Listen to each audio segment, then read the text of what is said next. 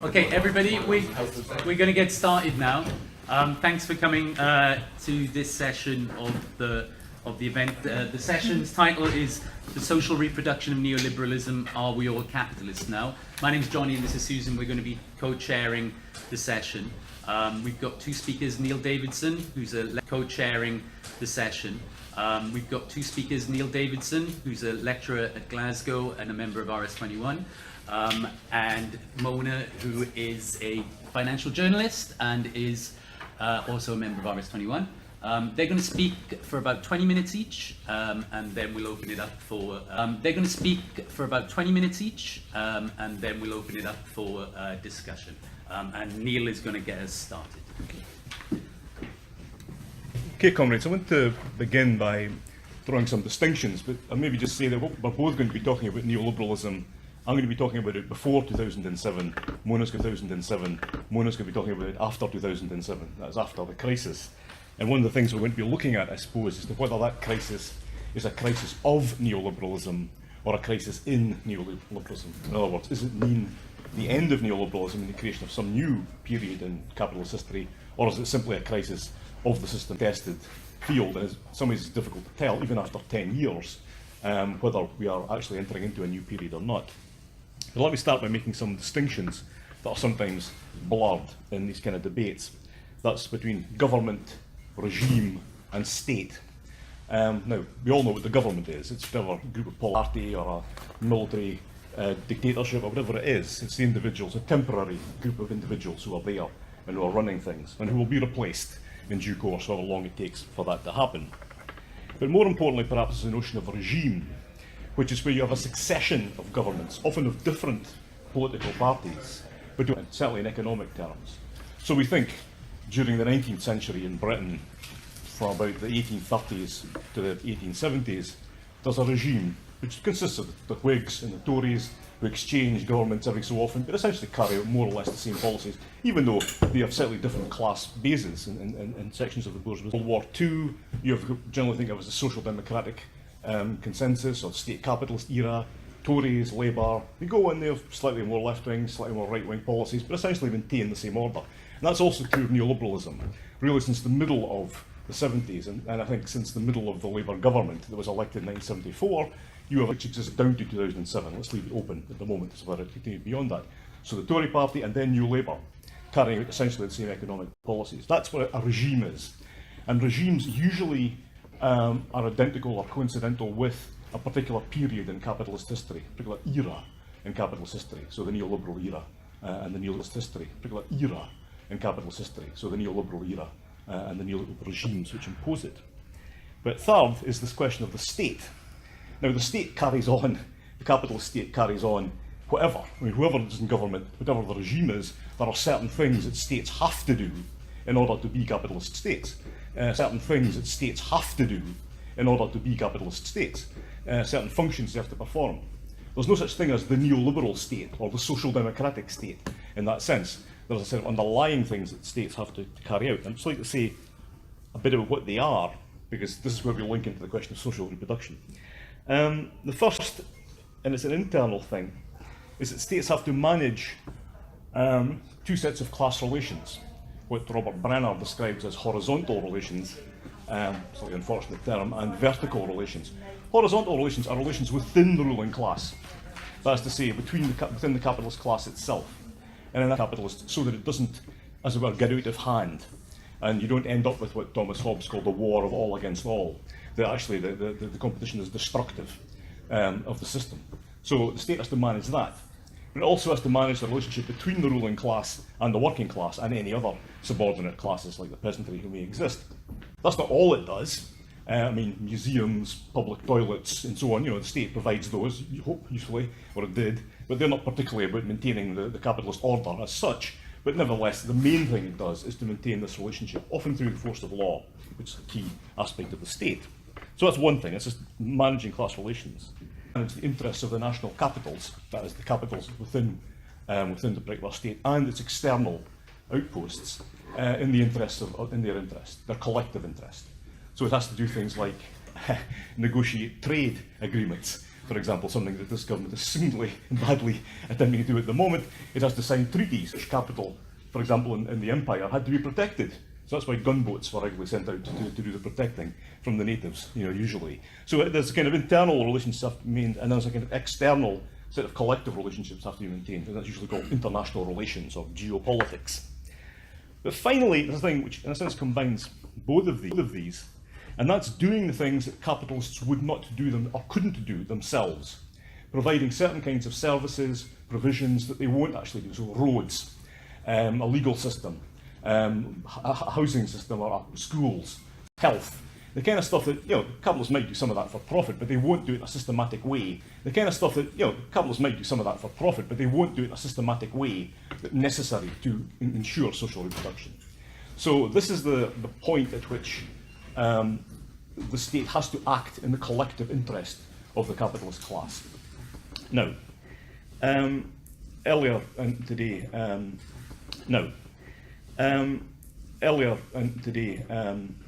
some very cruel things were said about Adam Smith and his relationship with his mother, that Estelle pointed out that, in fact, there was no mention in The Wealth of Nations of social reproduction at all. I would like to stick up a bit for Adam Smith here, because although that is missing from The Wealth of Nations, there are some quite important things he does say in that book. And one of them, interestingly, which he repeats over and over again, well, at least 5 times I managed to track down in the book, is he says something like, you must never allow capitalists to run the state or the government. Never allow capitalists to run the state or the government. The worst form of government is a government of merchants, he says at one point. He goes on and on about this. I mean, it's like people think of Smith as the forerunner of neoliberalism. Quite clearly he's not, right? He says this, you can't let them do this. I'm paraphrasing, but this is along the lines. Because they only are concerned about their own immediate economic interests. They won't think about the collective interest of their own collective interest. They certainly won't think about the collective social interest. So we have to take, the government has to be carried out by people who are not capitalists themselves, or are sufficiently distant from their class activity. For that, ways is Smith's greatest inheritor, and certainly I see Smith as feeding into Marx rather than, say, Hayek, says something similar in Capital 1, in his discussion of the Factory Acts, where he says, the British government may not be the greatest collection of geniuses ever collected in one place. I think we can all agree with that, certainly. Who wanted to resist the Factory Acts, which basically shortened the working day and provided certain kind of conditions within the factories. They were happy for the workers to carry on working 15 hours a day with all the dangers and everything like that in play. The Factory Acts wasn't perfect by any means, but did begin to rein in the length of the working day and so on. He says this was necessary because these people would not have done it themselves. I think the attitude summed up, I think, perhaps best by Joseph Schumpeter, the Austrian neoclassicist, I suppose, in the early part of it was the 1940s, he said this. He says, the bourgeoisie needs a master. In other words, you can't allow them just to carry on and run countries and states the way they would want to be the kind of aristocracy or the kind of the former landed classes. By now, capitalists themselves, but with that tradition of ruling and so on, who were able to do this. But actually what's happened historically is that the rule of the control of the state has tended to come from that aristocratic layer to social democracy, who have run capitalism, in a sense, to save the capitalists from themselves and everything that they wanted to do. So that was the situation, certainly that was the situation during the post-war boom, when most of the advances in social welfare and the kind of humanisation of social reproduction and as far as the state is concerned when it took place. But what happens if politicians begin,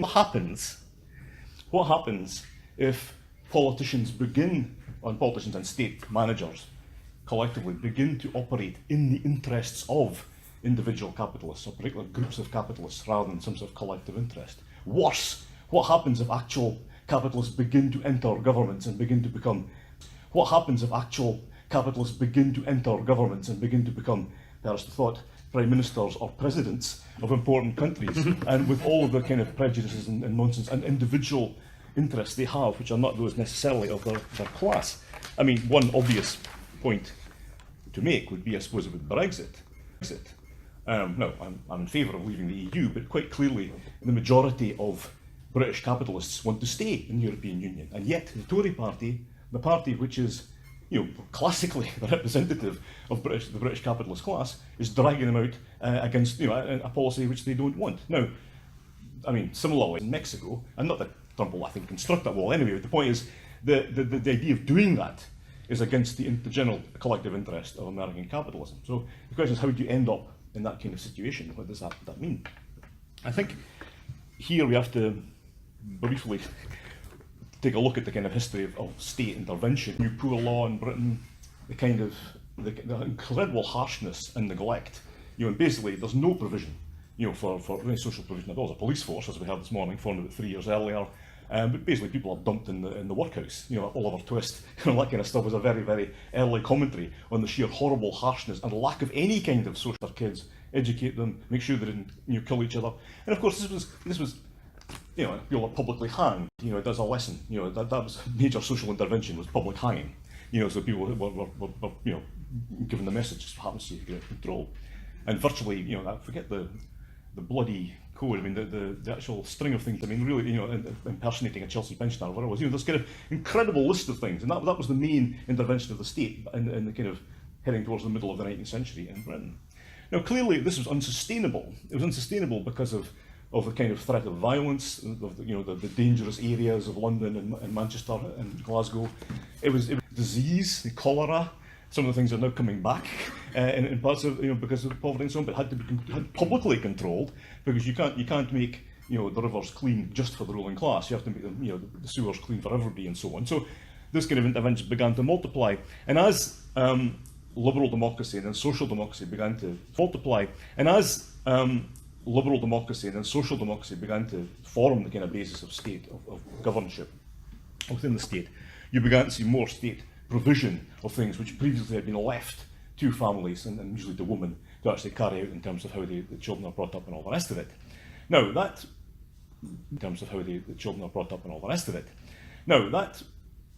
works in the sense that state provides these things in this country, schools and so on.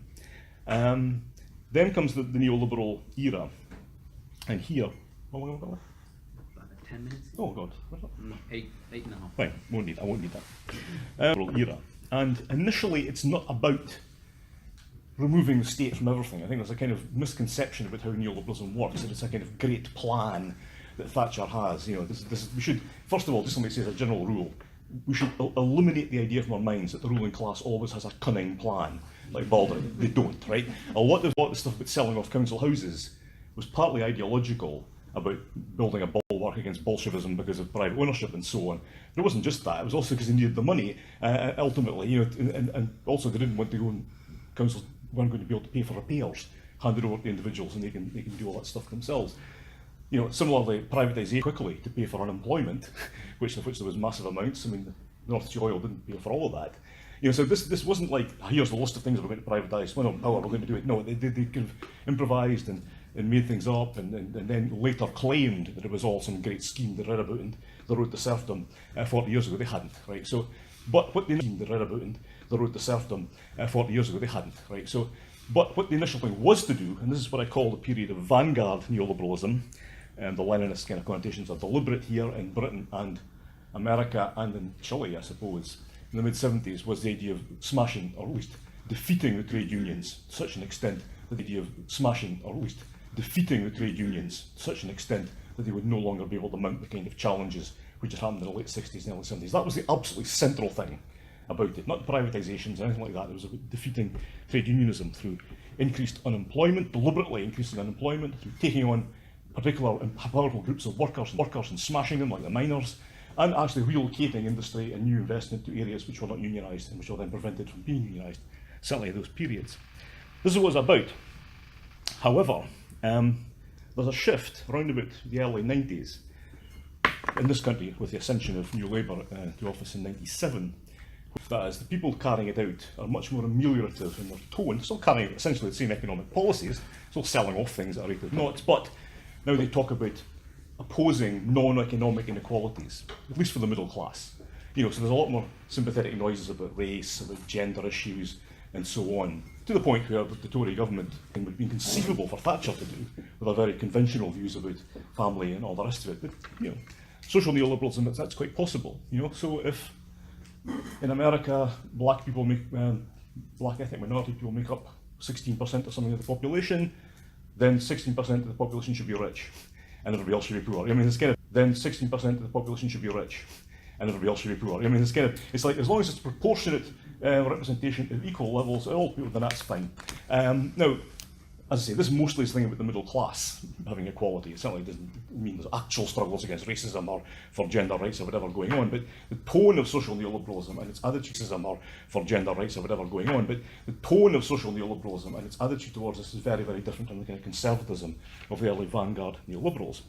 But what you get is a lot, in terms of social reproduction, is a lot of, it's up to you, it's your responsibility to do this kind of thing.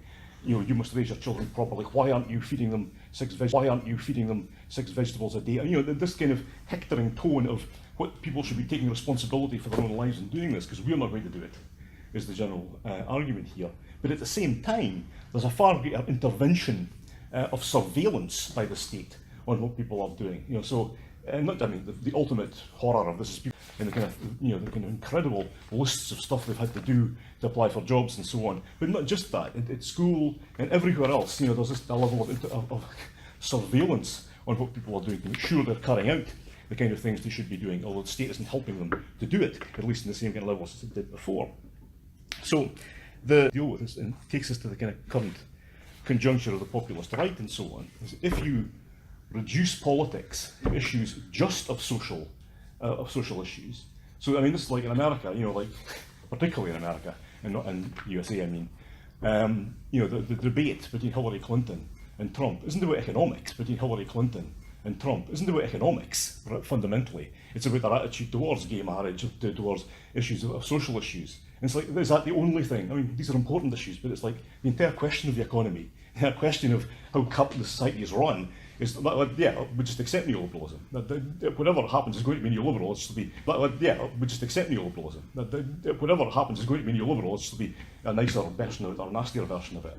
And of course, if that's the only alternative, if people are only really you've got left neoliberalism or right neoliberalism, and that's the only choice, if somebody comes along and goes, you know what, I'm going to transform all this. I'm going to sweep through it and cut out the corruption. Transform all this. I'm going to sweep through it and cut out the corruption and get rid of all this nonsense about equality, as people are doing in Brazil and the USA and Italy and all the rest of it, then at least some people are pulled by that, because it seems to be offering a solution to what's otherwise simply a merry-go-round of different kinds of neoliberalism. So personally, I think there's beginning to be breaks with the neoliberal order.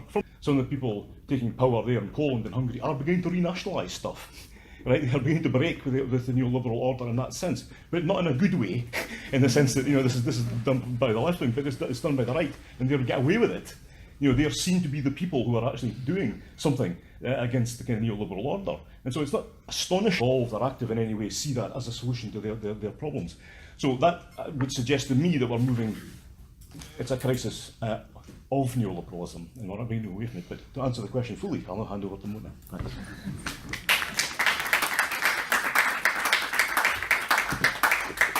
Hello, and thanks for having me. I'm not going to answer the question for you, but I hope we'll collectively come up with some ideas about that.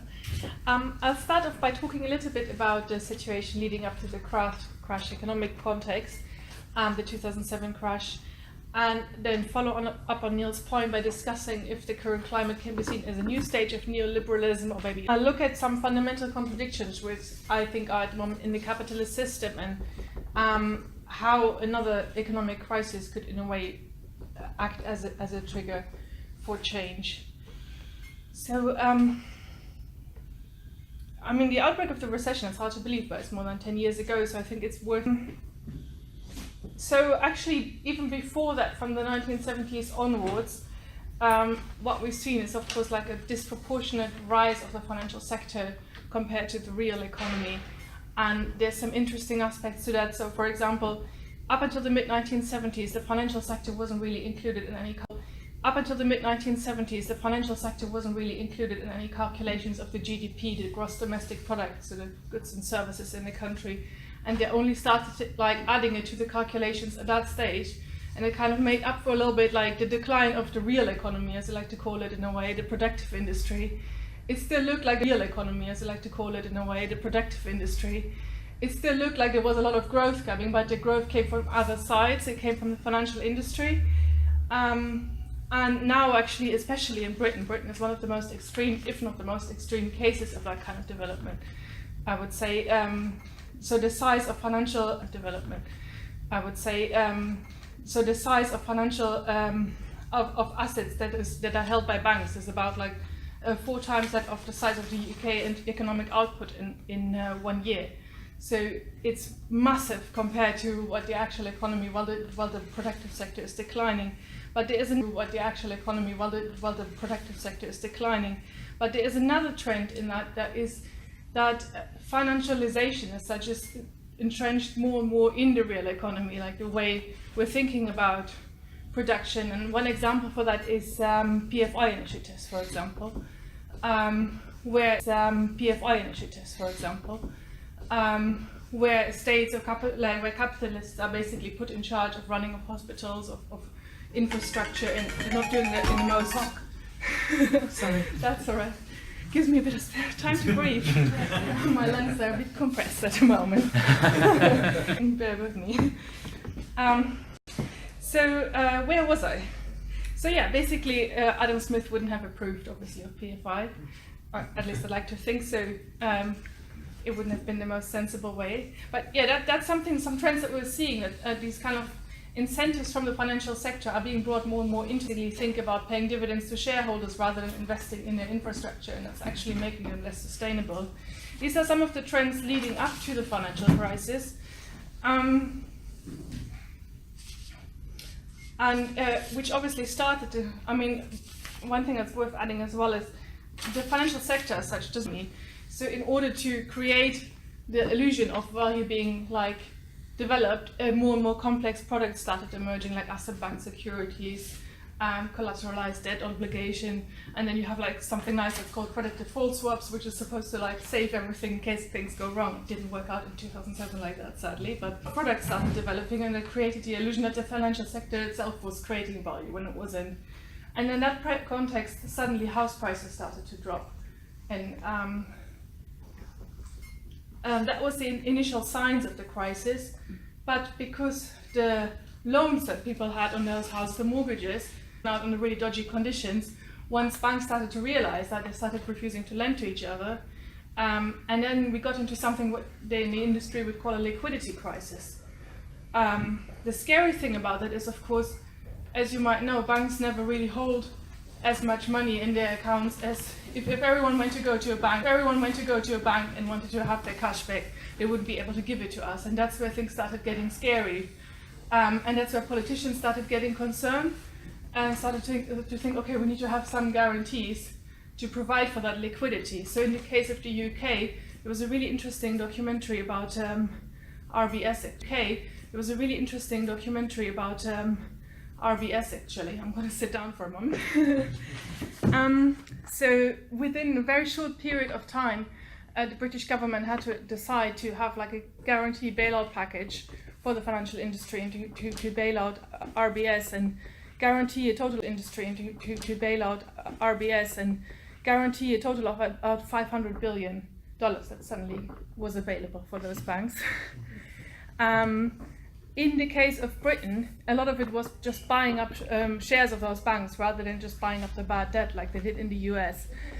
And pumping money into the system to restore that faith in that everything would work again, that we wouldn't need to run to the banks.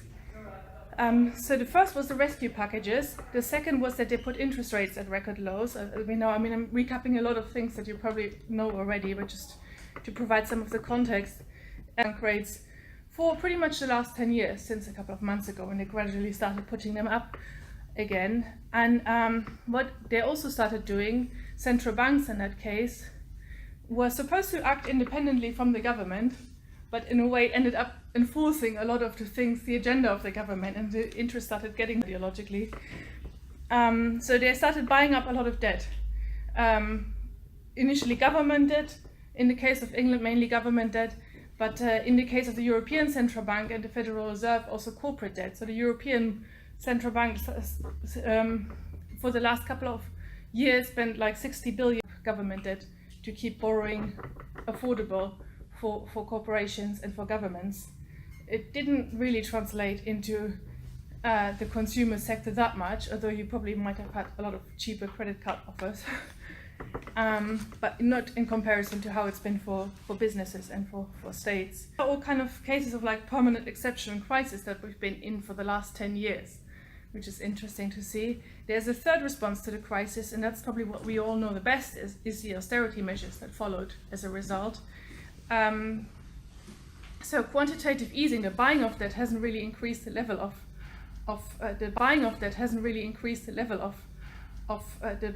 government debt hasn't increased the overall levels of debt, but other stuff like the bailout measures have had a massive effect on debt.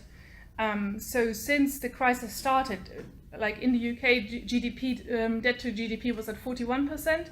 In 2000, in the UK, GDP debt to GDP was at 41%. In 2007, it's now at 87%. So it's more than doubled, and it's likely to increase for a lot longer, actually. So it's kind of like that good old saying of like socialism for the rich and capitalism for the poor is in a way a very good saying of like socialism for the rich and capitalism for the poor is in a way a very good example, because the state, even though under the neoliberal ideology was like supposed to act separately from capitalist interests, has actually like had to very dramatically act in the interest of certain kinds of capitalists in order to prevent the crisis from escalating further. But at the same time, under the banner of having to reduce the government debt, state subsidies for vital public services were cut, and the most vulnerable in society were being asked to pay the price for the crisis.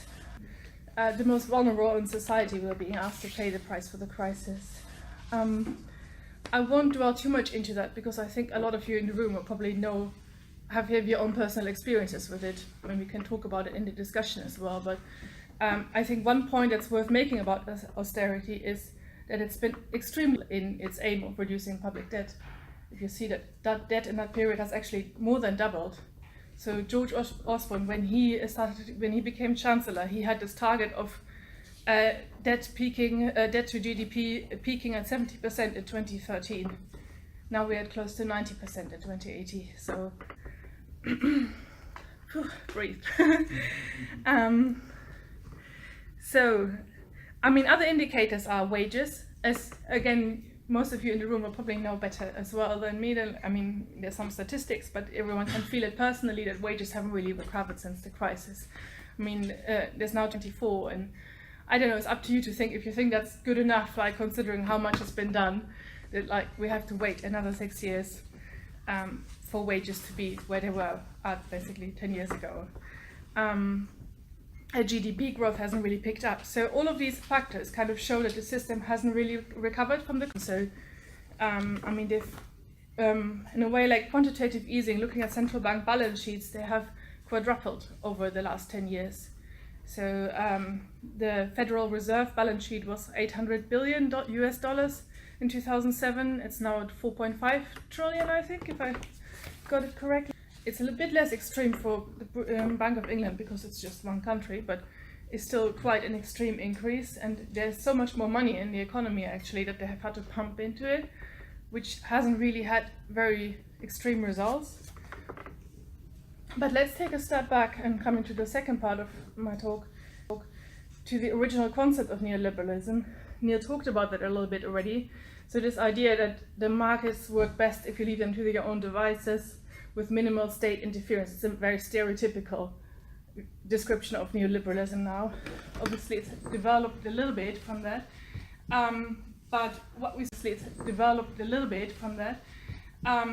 But what we've seen instead is like a massive interference by the state into the economy to act in the interest of certain parts of capitalists.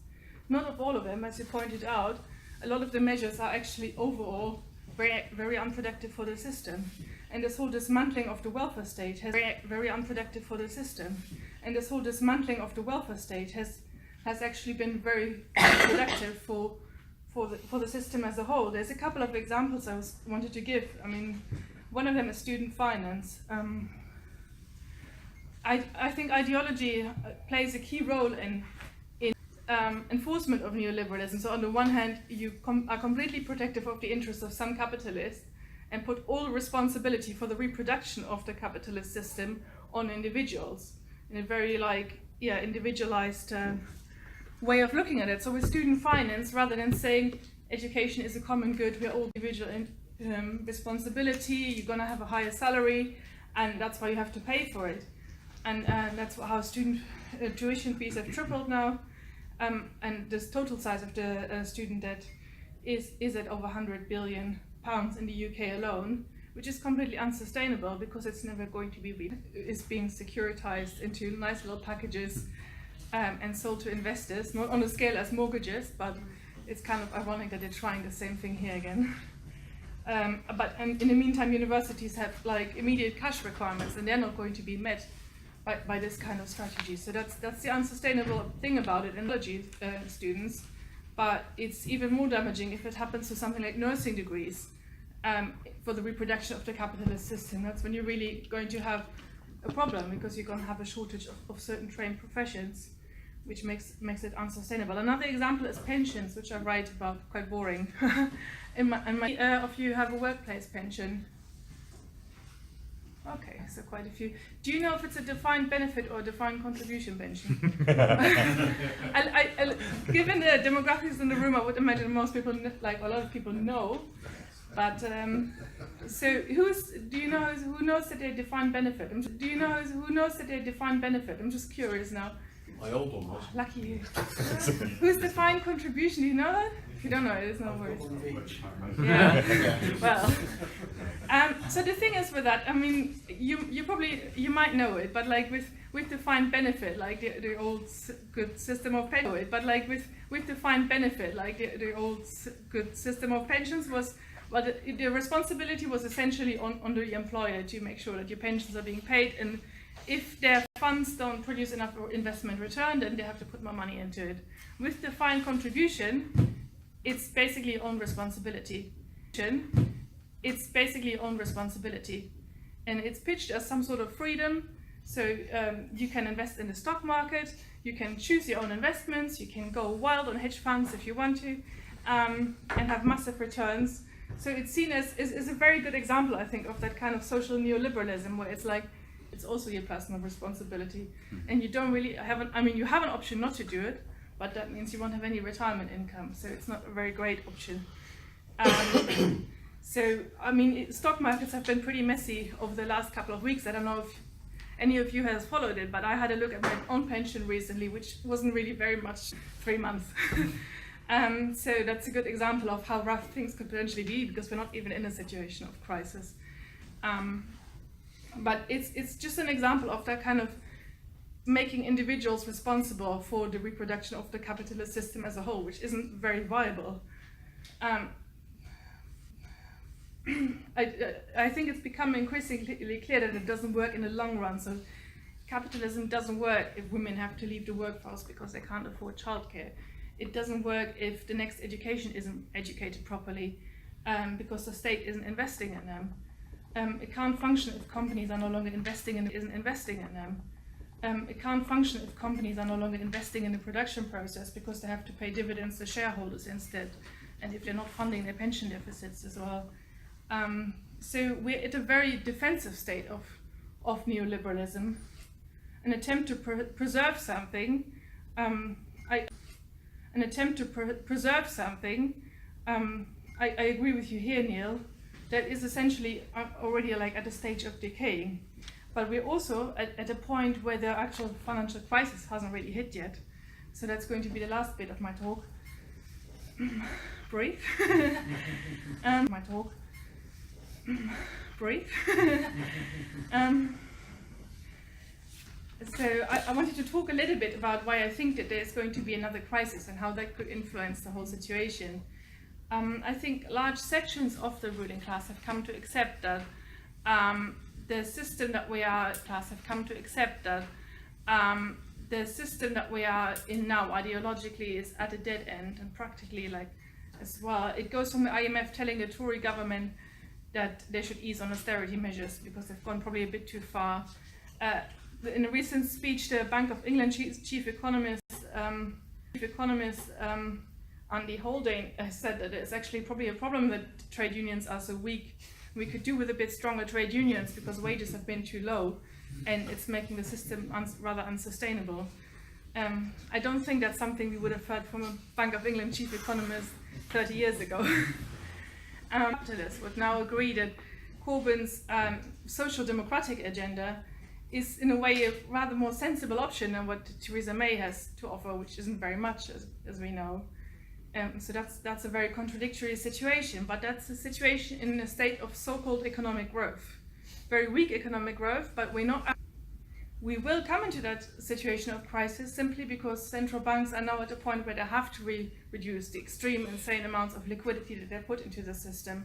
They're gradually, slowly, they're being very careful with that, but it's already creating major hiccups in markets with a lot of stock market value just massively perhaps. Because of this long period, 10 years of record low, never in human history have interest rates been so long, for such a long time so low. So that meant that it wasn't really like lucrative for investors to go into something like fixed income bonds or so, and they had to familiar suspects such as asset-backed securities and credit default swaps have made their appearance. That isn't the only problem with the financial system at the moment, but there had to be more and more riskier forms of creating profits in a way, direct lending to firms when it wasn't maybe the best idea, the safest. The passive investment industry where basically funds are literally just tracking an index rather than looking at value in stock markets, which has increased enormously since the crisis.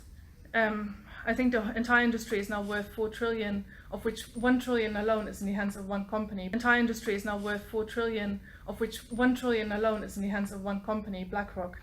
So if this has never been tested in an environment of falling stock markets, but it's likely to increase defaults by a lot more. So I'm going to try and wrap up a lot quickly.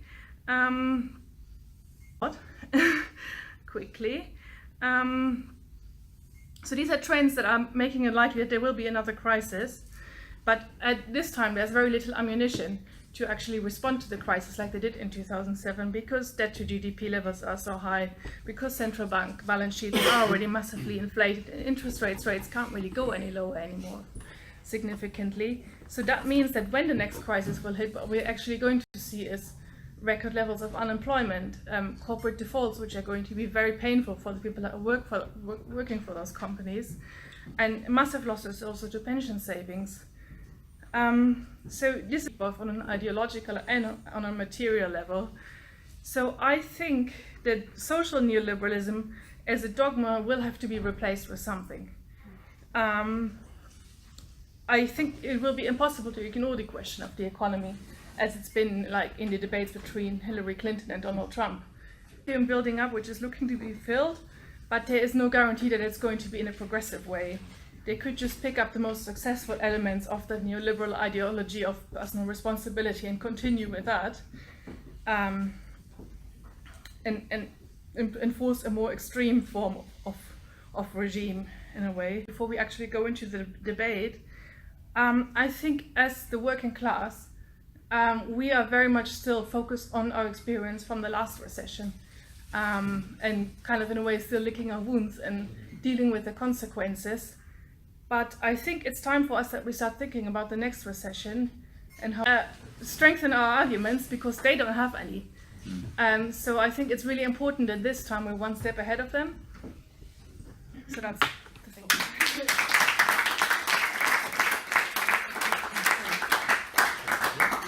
However you want. Okay. I want to know if people have any questions, not statements, questions that they want to ask the speakers first. And then we can go into the debate, just to make sure everyone's clear on what they need cleared. Does anyone have a question? Shoot. Is there any mainstream, you were saying that companies are too focused on dividends and not investment. How much is that criticism? Companies are too focused on dividends and not investment. How much is that criticism in the mainstream outside the left? Has it got an echo outside of radical commentary? I think so. Oh yeah. So one example is actually, like for example, with pensions, there was some there was some research recently from a big consultancy firm that for most FTSE 100 firms, they could clear their pension deficit in 1 year if they would just stop paying dividends for 1 year. And instead, it's being presented as a massive problem that workers have to somehow deal with, and they have to increase their presented as a massive problem that workers have to somehow deal with, and they have to increase their contributions. But they would just stop paying dividends for 1 year. So these kind of things, like the regulator and so are starting to look at those kind of things. But it's something obviously that I have very little faith in a regulator or a consultancy to enforce, and it's more likely to actually come from a regulator or a consultancy to enforce, and it's more likely to actually come from employees to make that point. There is a kind of tendency in the kind of more intelligent sections of the bourgeoisie where they talk to each other, I mean like the Financial Times rather than the Daily Mail, where they actually make these kind of critiques, you know, about you know, what you just said. And so it's not a purely left-wing position. It's a kind of sane capitalist position, you know, that they understand what needs to be done, but they have no way of enforcing it, which is the problem there. Yeah. Yeah, the regulator said they're not, like the pensions regulator, now they said they're not going to do anything. They're not going to force companies to stop paying dividends, even if they have massive pension deficits. Just talk about failure of productivity. Yeah. I know, looking at the US, people like Kim Moody argue that there's been a big rise in productivity that's not benefited the working class. Why is Britain such an outlier on that? Partly because developments, and it's because there's a fairly availability of low-wage workers in non-unionised places, which is not entirely to do with migration. There's native, as it were, populations who haven't got unionised enough for very low wages. And if you can get low wages, the attitude the British ruling class has always been, let's just get in low-wage workers, never mind. I mean, that's been a historic pattern, really from the end of the 19th century. The empire was the get-out clause before. Since then, it's been cheap labour. And you know, so they'd rather give the money to their shareholders rather than invest it. America's a bit similar, but I think it's more regionally varied. Countries, Britain has some of the lowest investments in technology and in infrastructure that is vital for the capitalist system in a way.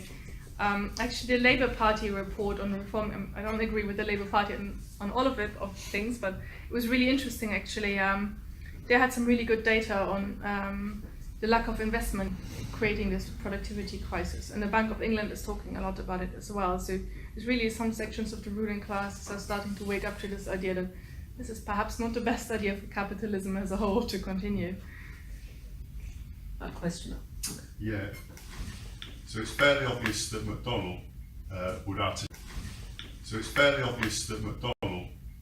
Would articulate everything that you just said, and is keeping a keen eye on debates in the bourgeoisie and what's going on in the Financial Times, and is making constant overtures to the more far-sighted elements of the bourgeoisie. How successful do you think he will be in forming a bourgeoisie? How successful do you think he will be in forming a national bloc in that struggle within the bourgeoisie? But also, where does this put our argument about radical transformation? Because I think they can see what a different political tradition are saying about the next crisis, and they can see it coming already, and they're trying to call McDonnell in particular is trying to form a national block in the national interest. Where do our demands about radical transformation come in? Where do what demands can we put to put that forward, etc., etc.? What would that look like? Question's a question. No, I think. Okay, go ahead. I think, it's kind of scary in a way, because it's going to be really hard to like distinguish that shift when they're actually at the point of like, I mean, at the moment everything the Labour Party is putting forward sounds very appealing, and I think things could change very quickly and could turn very nasty and more hostile towards the Labour Party as well if the crisis starts hitting, and then that's when actually the hard demands are going to have to be put on the table. And I can see the Labour Party sadly even John McDonnell, my local MP, who I respect very much, is going to be under a lot of pressure to give up on some key demands, on taking back responsibility for key functions of the state.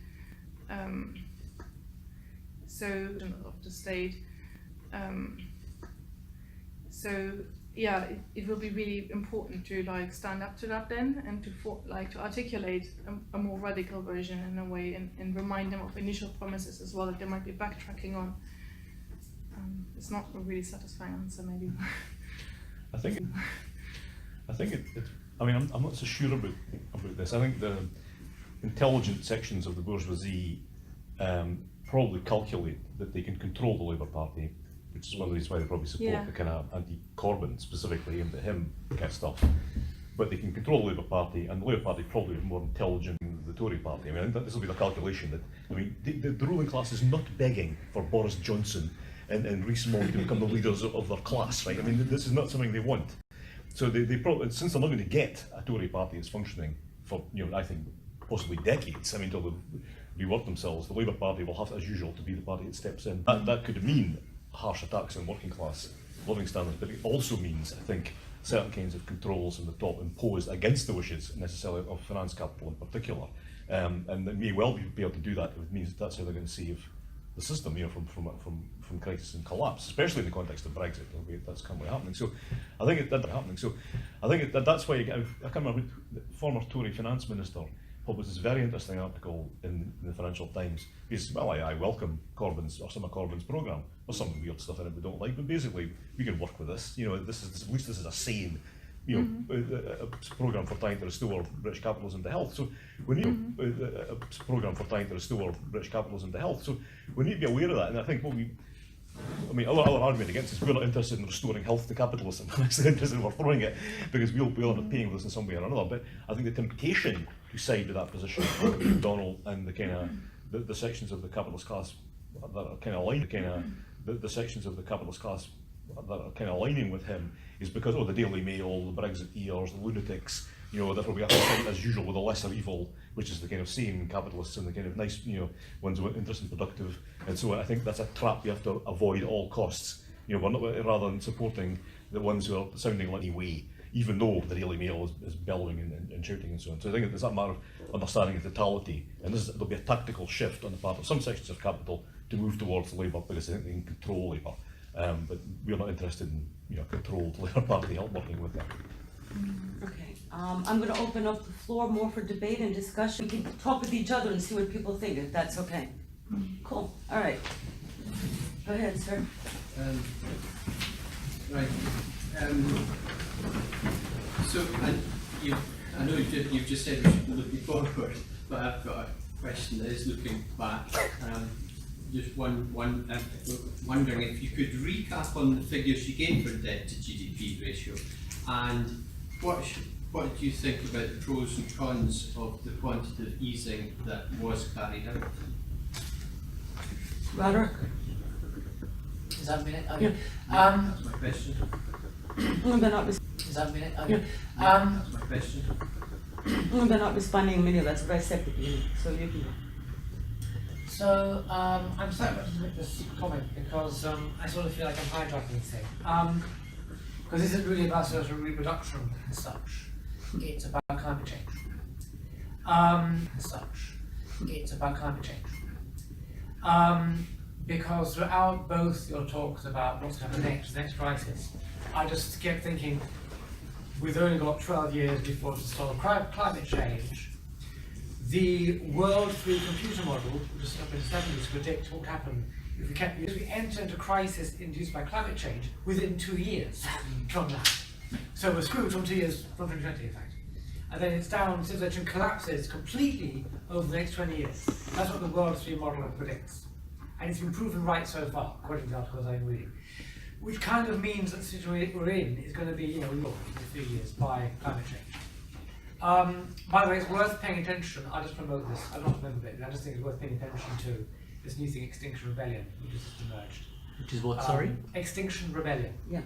Which has just emerged, and may turn into one of these sort of rather kind of moralistic things where people pledge to go to prison for no. It may turn out to actually be something much larger. They got 1,000 people down at the Parliament Square on fairly short notice. So, can you explain what it means, the Extinction Rebellion? Extinction Rebellion is an anti-global warming campaign that's designed to foster militant action against climate change, essentially. Because they believe that human race faces climate change, essentially. Because they believe that human race faces extinction if we don't do that. I think it's worth. They're on Facebook. I just go and Google them and have a read of what they've got to say for themselves. But I just think that whole issue may very well blow up in the face much sooner than we think, and will completely affect any predictions we may have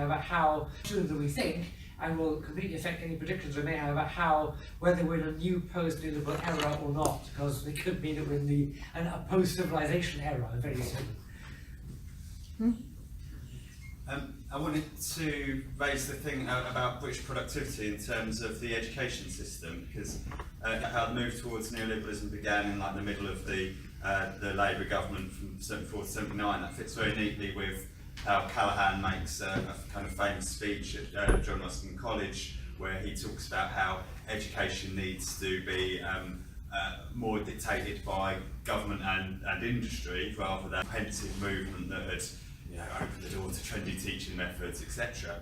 And it seems to me that the British ruling class has never fully got its act together in terms of vocational education in a coherent way, and it's tried to impose things such as the national curriculum qualifications, but they've never had parity of esteem from employers. They've always tended to be either to kind of gain the league table system from schools or to provide somewhere for students who don't meet particular academic requirements to go. And now they're trying again with the T levels, which seem to be as well. So I wonder the extent to which they fail to reproduce a kind of technically adept working class that's fed into this productivity crisis. Anyone else?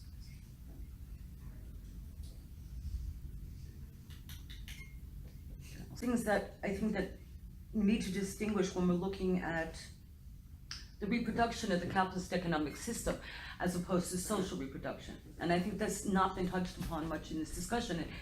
One of the things that is defining, in many senses, is the question of childcare, for example. So this is an incredibly important question, which somehow always winds up disappearing off the charts. Oh yes, we're putting our 30 hours in, and this is one of those problems. Is they have a contradiction. On the one hand, they want women to work. On the other hand, they won't provide them with what they need to be able to work. On the other hand, they won't provide them with what they need to be able to work. And somewhere along the line, this idea of socialization of social reproduction, which was discussed for a large part. How many hours a week can we have free childcare? Can we actually make sure that we have caring in the community? Childcare. Can we actually make sure that we have caring in the community? There's a lot of types of things that roll.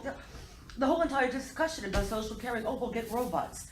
Hello, there's massive amounts of people who would be quite happy if they can get a decent wage to do this. So what they're actually doing, and I want to bring it back again to do this. So what they're actually doing, and I want to bring it back again to the role of immigration, which also, in the sense, how are they replacing the working class? What do they need to replace the worker? Do they need, given the fact that there's less and less employment?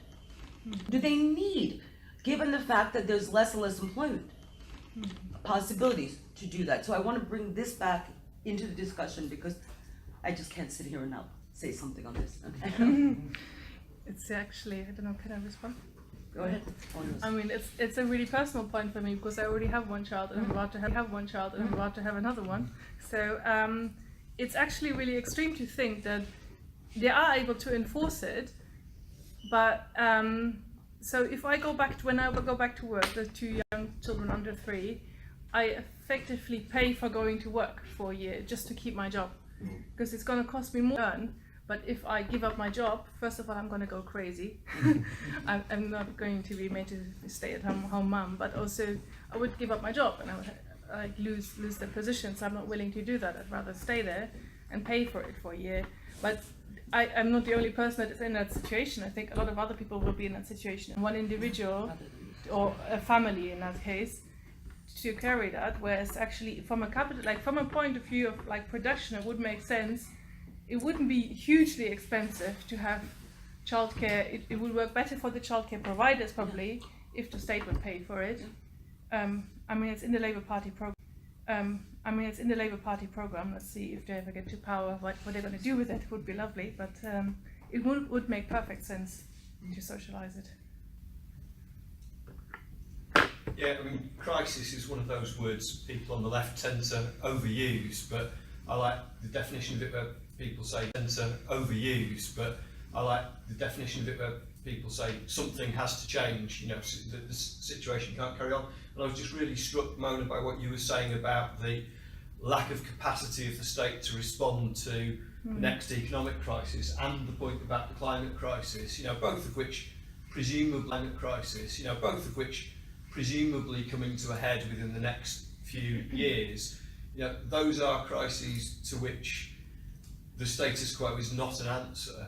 And it's quite terrifying then, I think, with what you were saying, Neil, about kind of the potential for things to go to the right, just a greater kind of repressive response that doesn't address our social reproductive needs.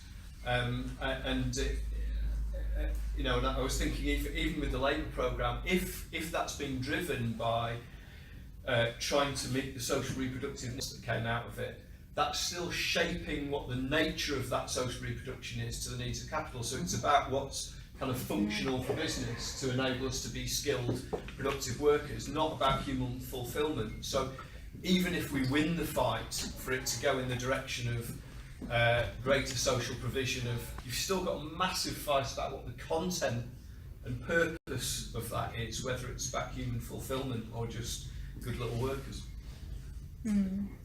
I think that's really the key to the answer to the Labour Party as well.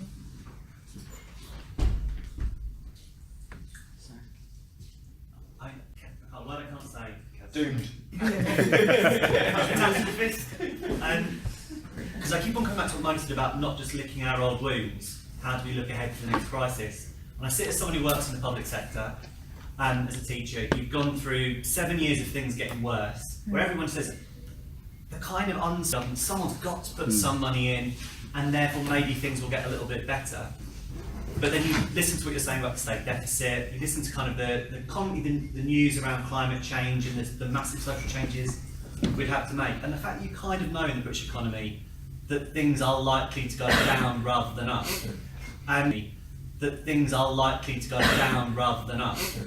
And what are the concrete demands, what are the sort of the things that we can do and say within that context where the public sector in the UK does make quite a large chunk of working class, if we're honest with ourselves, given what's happened over the last 50 years, that kind of that kind of arm people to fight over what we would like those services to be in a context where we may well be having more money taken from us in a few years' time, because that is undeniably quite a hard fight, and you're seeing that kind of the cost that we don't talk about is because we cut things back so far to save money. The damage that does ends up costing a lot more to fix than simply not having taken that money out in the first place. And you're already starting to see those quite deep cracks emerging, and you can tell how much investment it would need to be. And I think that idea, we talk about the Labour government and what McDonald's situation, if that doesn't come to pass, that isn't a massive blow to people. I think it does require actually starting to think very concretely in the short term about what demands to be placed. Sorry, very briefly, I talked too much already. Just an idea that just came up to me. I mean, wouldn't it be liable when banks went bust? And how much could be done with it if it was spent in different ways, similarly, like with quantitative easing? In the case of the Federal Reserve, 4.5 trillion US dollars. What could be done with that money differently?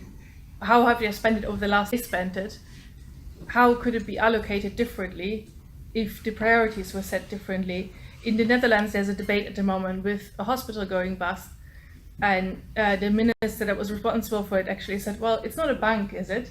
So it has to go bust. That point wasn't very well received by the public, and I think this argument to be making, but I mean, they would argue the same in the UK, I guess. So I think we need to turn it around in a way. We need to turn the experience of the last 10 years around and said, you had all this money from quantitative easing, and what have you done with it? So next time, can't we use that money like for something else? What do we want to use it for? It's just a thought. Anyone else? Last week there was an extremely long thread on Twitter with various people discussing the intricacies of economic policies or alternative or economic policies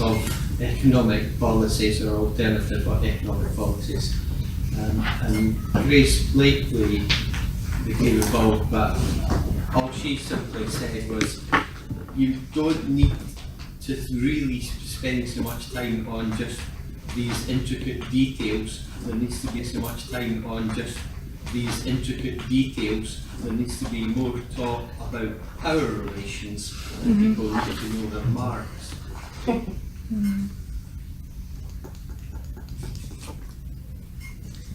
Someone else wants to say something. Someone else wants to say something. Go ahead.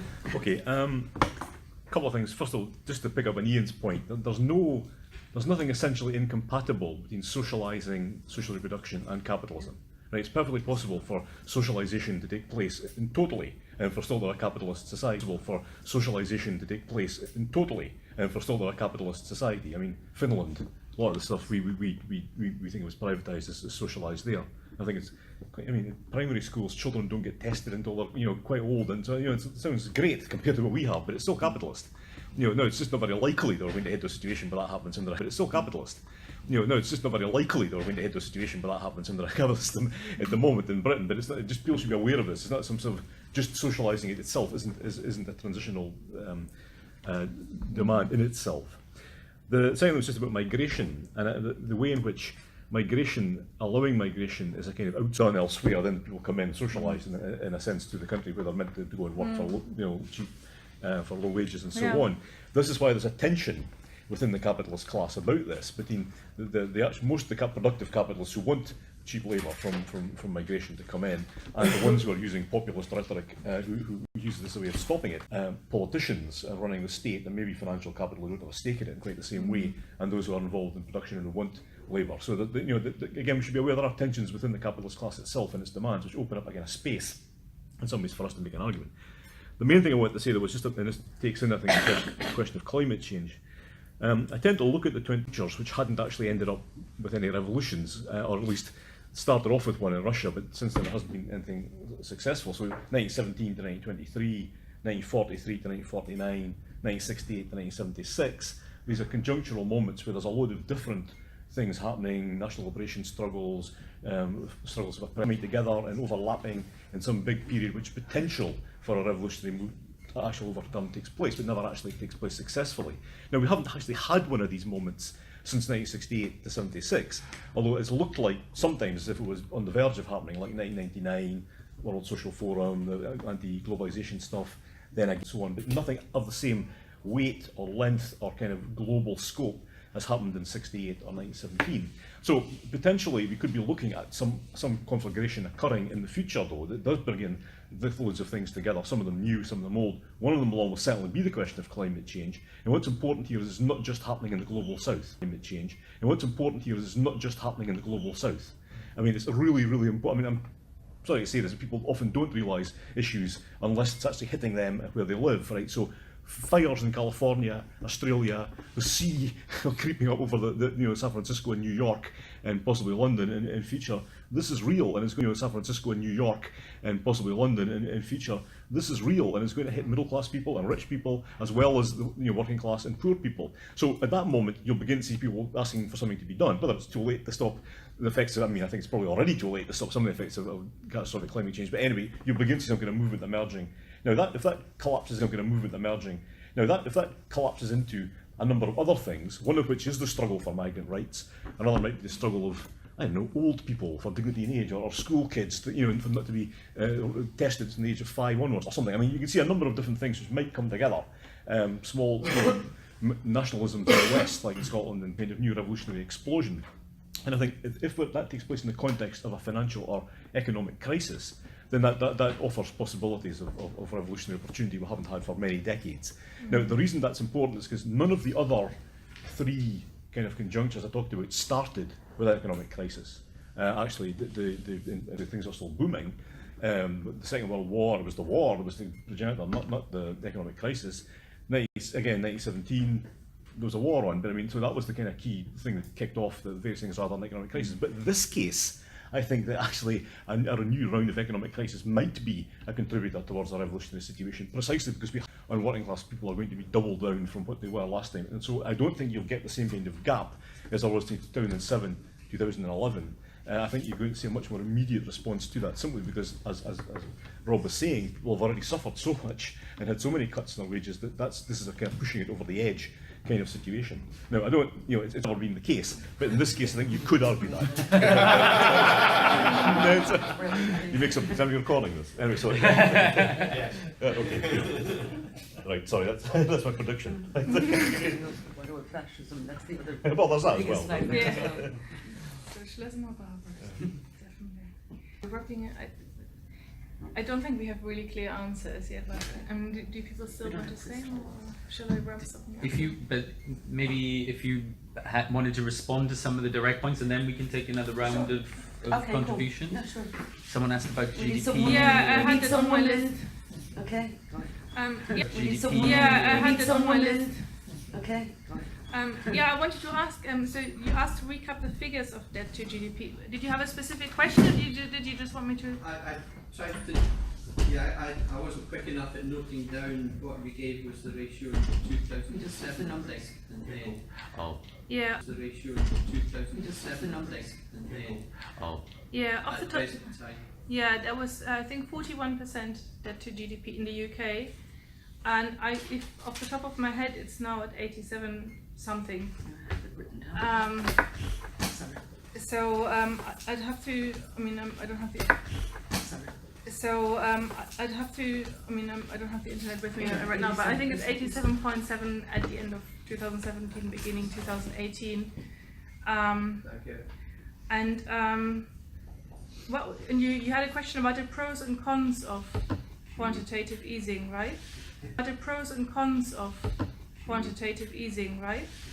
The quantitative easing that was carried out. Yeah. What your views are on that? Well, I mean, the pros in a way are it doesn't really increase public debt so much because money is literally created out of thin air, you could say. Is literally made up on the balance sheets and then used to buy debt from governments or from corporations, and that puts more money into the economy, so it bust and refuse to lend each other. For me, that's pretty much where the pros end. So it's been okay for the system as a whole because it's prevented actually more bigger banks going bust and potentially also us like having our savings with those banks losing a lot of money, especially when it comes to buying corporate debt, because like especially with the European Central Bank, which is being advised by 5 big asset managers on what kind of corporate debt to buy, and those big asset managers are also the biggest investors in corporate bank after the European Central Bank, so they're kind of advising the central bank to buy what they also very dodgy, and it's also obviously the biggest firms that are basically getting a lot of subsidies like that. So it's a really, really insane way of responding to the crisis, actually, if you think about it. I mean, we're talking about trillions of dollars or pounds even. Dollars or pounds even. And I think we should really remember that and use it in a way as an argument, like what have you done with that? How has it affected overall inequality? Has it really like helped to restore some of the problems? It's important, I think, that we learn more about It's important, I think, that we learn more about it and understand the process better, so that next time we're trying to do something like that, actually we can raise more arguments against it and see, well, could we not maybe respond in different ways, like to allocate the money. I know you're there, but I want to say, is there any woman who would like to speak on this, please, before we go back again to having the next 10 men? I mean, really. I know it's economics and people don't find it interesting, but really, be really Okay. helpful. Thank you. You are welcome. So I'm asking about basic income because I'm coming from Catalonia in Spain. The big part of the left organization and parties, except some Catalan left organization, really talks about and it's like a revolutionary left way about yeah, that's it. So I would like to know what you think about it. Any one of us can do it. I'm personally quite sceptical about universal basic income, mainly because Milton Friedman's in favour of it. So that immediately makes me suspicious about why. And I mean, I think it would partly depend on the context it was introduced, but it was introduced in a kind of economic downturn and give you this income. By the way, we're going to shut down all the kind of publicly owned services and you have to buy them out of this income which you've got. I think that's how I see it would be implemented at the moment if it was brought in. So I know that there are positive arguments for it, and I can see why people think that, but I just think it's extremely dangerous and would really hand over the possibility of them just shutting down whole loads of public delivered services by putting the responsibility again back to the individual to deal themselves. I'm going to respond to this as well, because this is what I've done some research on. I mean, one way of thinking about this is we look at the relationship between production and consumption in this society. What universal basic income does, consumption in this society, what universal basic income does is keeps production in the hands of the private sector, and then we're going to give you a small, and it's not because it's not basic, you're not going to survive on this, you're not even be able to, what they're talking about here is something like 30, not even be able to, what they're talking about here is something like 30 quid a week. You won't even be able to buy milk. It won't increase your things. And on top of it, this idea that's universal, we don't all have the same needs. People that are disabled have different needs than people that are disabled. Single moms have different needs. So what they had to do is that research on this, and that they actually had to increase the UBI to make it equal to what people are getting now on benefits. I don't think it's revolutionary. I think it's actually quite a reactionary system, because what we're actually doing here, instead of putting production in the hands of us, where we would actually decide what the society needs, what do people want? Oh, here's some money, not enough, but you can buy some goods for them. So why was this invented by Milton Friedman? Because that's what you need to ask. And when you have the right wing and the left wing agreeing, then you know this is a serious problem, because the left wing is not that left. So this is, I think this is one of the most reactionary arguments. And also what it does too is workers do. What is our contribution? You're basically eliminating us from the system, because we only become consumers. We're not working anymore. We have money to consume the crappy shit that they produce. Yeah. And we ourselves have no meaning. So what is the meaning? What is our meaning? It's not necessarily to make profits for the capital. What is the meaning? What is our meaning? It's not necessarily to make profits for the capitalists, which it is in the capitalist system, but it's also meaning for us as human beings. How do we contribute to a society? So let's look out from capitalism for a second. What is the role for us in this thing? Is there a future for us in this thing? Or are we just basically throwing some more money to this thing? Is there a future for us in this thing? Or are we just basically throwing some more money to the capitalist system to produce more crap at us? And what we need is a different way of looking at things. We need to take into account the environmental collapse that we produce. We don't need to further empower the people that have actually created this. It's not us that's done this. It's a system. Oh, plastic bottles are a problem. Well, then fucking don't put out the plastic bottles. Force the glass. So we need to look at a system in an overall transformation. And I think this is possibly the most reactionary and dangerous thing that I've seen, and I'm really concerned that many people are like, oh, this is great, we'll get this money, it's great. So we'll all become what? We're all going to become little capitalists? Is that what we're going to be? Or we're going to be self-employed, which is even more precarious than 0-hour contracts, because it's completely dependent upon demand? Yeah, I think it's understandable. We have the same debates in Germany in Die Linke. To start with, that's the problem with it. It sounds, but it's in the end, it's still the outcome of power struggles. And as you said, like in the current relation of powers, yeah, the basic income will be insufficient to survive, and takes the agency in a way away from workers. So that's the risk. So that's the risk. Well, if Adam Smith thought that having merchants run the state was a bad idea, then certainly he couldn't imagine what it would be like to have a casino owner or a real estate mogul. Because they're just the most narrow real estate mogul. Because they're just the most narrow-minded, short-sighted, greedy people that history ever created. And of course, having a political system like back home, where people like Sheldon Adelman, international casino owners, have just a huge say in who gets nominated by parties, and wacky hedge fund operations like the Mercer family, goes to show that the system has gone so far off track, but there's been such an acceptance of the system and its ideas that trying to shift it back produces all this kind of, a return to red baiting. And this year, of course, has been the return of the strike, or the beginning of the strike wave in the United States, because the historic low unemployment has meant that for the first time in really a generation, American workers feel like not only can they strike and win, they can strike. If they lose, they'll just move to another state, because staying in the same job, we learned from all of the strikes that took place in the South, which is, people would come on and they all have 3 jobs. And I teach in West Virginia, and if I can't get a raise, I'm just going to move over the border into Ohio and teach there, and I can double my wages. So this is where the absurdities of all this have come from, which is some of the stuff that Neil program being popular with at least some, members of the ruling class, is that there's a similar kind of thing going on in the States where, you'll have commentators talking about like, well, maybe we do have to strengthen unions again after spending 45 years of destroying them.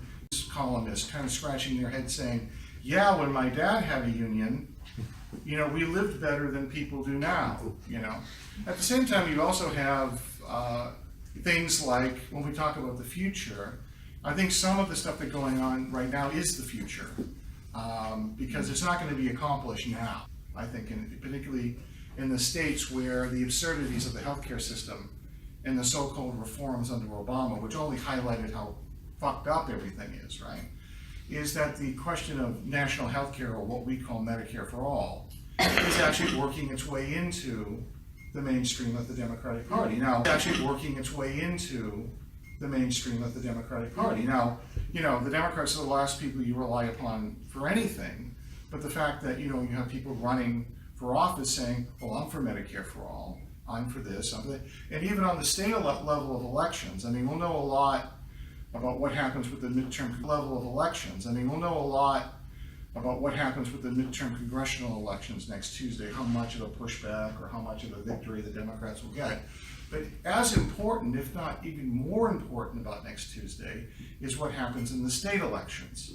Because under Obama, the Democrats were white, states were controlled by the Republicans, not just governors, but the entire state legislatures. Obama was a disaster for the Democratic Party. Even on their terms of just being a patronage machine, he was an absolute disaster. So there's a possibility, again, I don't trust polls anymore. I've learned not to predict elections, right? But, they're back 12 governorships next Tuesday. And if you use Illinois, where I live right now, as something of an indicator, is that you have the bad billionaire, Bruce Rauner, who just basically wrecked the state for the last 40 years, and Illinois is an important state. There's Chicago in it, it's the Midwest Financial Center, it's the gateway to the agriculture. And the person running against him is the good billionaire, J.B. Pritzker. But Pritzker's running on a pretty straight up liberal program, including replacing the goofy flat tax income tax in the state of Illinois with guess what? A progressive income tax, which Marx, and that's all related to the fact that the states are broke, right? Even the states that the Democrats have a big saying, the states are broke, the pension fund crises are way out of control. And at the same time, when you go to the private sector, the private sector pensions are an absolute mess, and national level. But the people who are the biggest problem in some of this political equation right now is the unions, because the unions themselves are the most backward-looking group of people. I mean, you talk about fighting the last war or losing the last war. Now, they keep losing the last few wars, so they bring that with them. In there. And so, like, if you talk about representing the interests of one section of capitalists in a union like the Teamsters, the Hoffa leadership has just decided we're going to serve the interests of UPS, and everybody else can just go to hell, which has meant that pensions for Teamsters outside of UPS are on the verge of collapsing. So there's both, I think, we see some of what the future is looking like right now. We see some of the possibility of political changes by mainstream politicians to correct some of the extremes that have been produced by the crisis.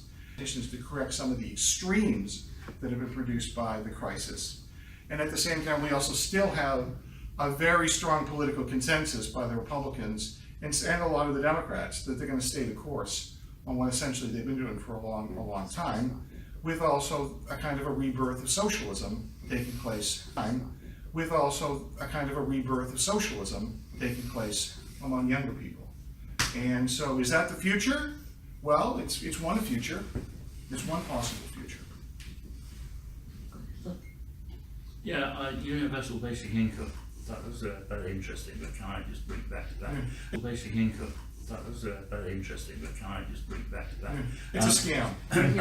Well, see, one of the problems about universal basic income is that everybody who uses the phrase seems to mean something different. But that's how Milton Friedman can be in favour of it, and leftists in Catalonia can be in favour of it, because they mean different things. I mean, I've seen, for example, people talk about universal basic income, which in fact isn't universal, because it's only for the unemployed or whatever. That's not a UBI. Sorry? That's not a UBI. That's not universal. Right, when he said it really sort of depends on context. I mean, if you had a revolutionary socialist government, should it not introduce UBI? I mean, one of the advantages of UBI is that, for example, workers would no longer be dependent on a wage in order to survive, which means, in terms of, people talk about UBI, how it weakens the working class. Actually, that would strengthen it, because people wouldn't feel that they were losing income by going on strike and whatever, or they would, or losing their jobs even, if they were victimised. So I mean, it really if they were victimised. So I mean, it really depends. It's a very, very abstract thing, and I mean, your presentation of it is perhaps the ultimate in reaction rate type things, but you can have other ones as well. So I think the problem is, I think ones as well. So I think the problem is, I think, because it does actually relate, of course, to social reproduction. The thing is, I think you don't actually discuss it. You don't say, are you in favour of it or not? What do you mean by it? Let's discuss what you're talking about. Then I'll say what I think about what you're advocating. We're just coming to the end of the session, so Excellent. did you guys want to make any concluding remarks, comments? Well, just very brief remarks. Yeah, I mean, I agree with that. If the UBI was actually going to give people a living wage, I would be in favour of it. £1 a month? Yeah, Good luck. it seems, it's just not going to happen. Exactly. Yeah. So yes, a revolutionary socialist government would introduce that, but that's Yeah. post-revolution. So the other thing I was going to say was just about class struggle and social reproduction. Most of you, I guess, will have heard that in Glasgow 2 weeks ago there was 8,000 women on strike for Equal Pay Council now. Tremendous strike, absolutely solid, and supported by men who refused to cross picket lines, and themselves struck. And so strong has it been that there's been no action taken against anybody who went on strike illegally or non-legally, whatever. So that's important, because that's about a lot of the jobs they're doing are in the so-called caring power there, even though it's not productive labour that they're performing for capital, but it's necessary, and therefore this is an important thing. Similar teachers, again in Glasgow, there was about 1,000 people marched, teachers asking for a 10% pay increase, partly to bring teachers into the profession, because there's a shortage of teachers now, and that's partly about how you pay them a decent wage. That will, I think, end in a strike quite soon as well. And again, that's related directly to questions of social reproduction, which education is obviously key. and the class struggle emerging on about it. So these are very interesting developments, and I expect, I mean, England, was a bit backward, but you'll catch up with us eventually in terms of this. I'm kidding, folks. Similar things will obviously happen at sport. Again, the left gets stuck in its kind of idea that we're still talking about engineers and manufacturing plants building bombs as in 1916 or something. It's not really, how people work or are generally are organised these days. So you have to look at where they are actually happening and what this and cluster activities are. And cluster activities are. Yeah, I think there's a risk of being obviously too pessimistic after a couple of the things we discussed about. I think next time, like the crisis hits, I think it's important for us to remember that all the money in the world, is there. Mm-hmm. It's just how we choose to allocate it, and we need to keep making that argument. And I think also one really important thing that Neil mentioned is when we see a new form of ideology or a new form of regime developing, it's perfectly possible for that to incorporate some of our short-term demands and be compatible with capitalism as such. But we have to be really clear that we want to move beyond that, and that we actually want to be asking the question, what are we doing this for? Are we doing this to make the production process run smoother, to improve the living standards for everyone, to have equality, and actually bring it back to the core demands rather than seeing it as part of making capitalism run more smoothly? So we will have to challenge capitalism as a system, and I think that's going to require some really tough debates, but with that optimism of knowing all the money in the world is there.